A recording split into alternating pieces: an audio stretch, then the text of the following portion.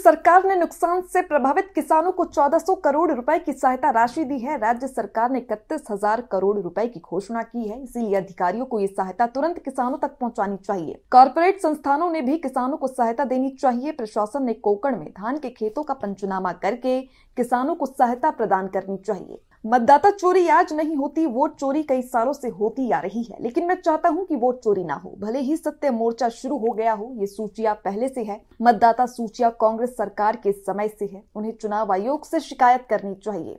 राज ठाकरे, उद्धव ठाकरे, शरद पवार और कांग्रेस पार्टी, किसान मजदूर पार्टी सब इस मुद्दे पर एक हुए।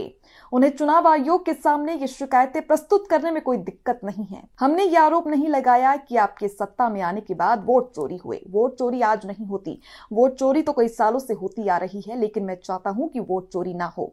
भले ही सत्य मार्च निकाला गया हो, ये सूचियां पहले से है, कांग्रेस सरकार के समय से मतदाता सूचियां हैं, उन्हें चुनाव आयोग में शिकायत करनी चाहिए। राज ठाकरे, उद्धव ठाकरे, शरद पवार और कांग्रेस पार्टी, शेखावाटी, सबका ध्यान एक साथ गया था। उन्हें चुनाव आयोग के सामने ये शिकायतें पेश करने में कोई दिक्कत नहीं है। हमने ये आरोप नहीं लगाया कि आपके सत्ता में आने के बाद वोट चोरी हुए। हम कहते हैं कि हमारे सत्ता में आने के बाद वोट चोरी हुई। प्रधानमंत्री नरेंद्र मोदी के नेतृत्व में देश आगे बढ़ रहा है, मुंबई जैसा शहर बदल रहा है। हमारी भूमिका वोट चोरी न होने देना है।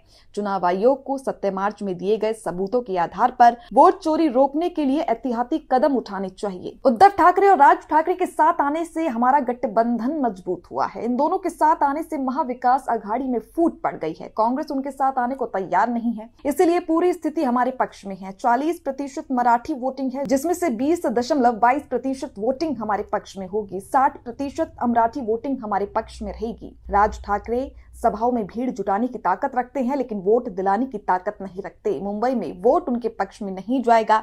महायुति का झंडा मुंबई में लहराएगा।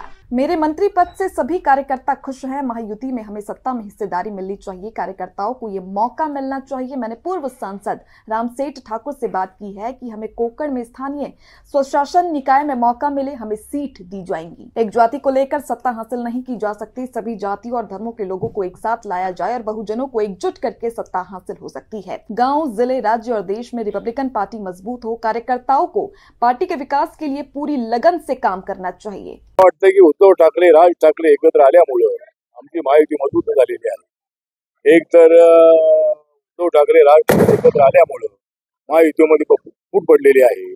काँग्रेस पक्ष त्यांच्या सोबत जायला तयार नाही। त्यामुळे मुंबईचं जे काय परिस्थिती आहे ती सगळी परिस्थिती हे आमच्या बाजूने आहे।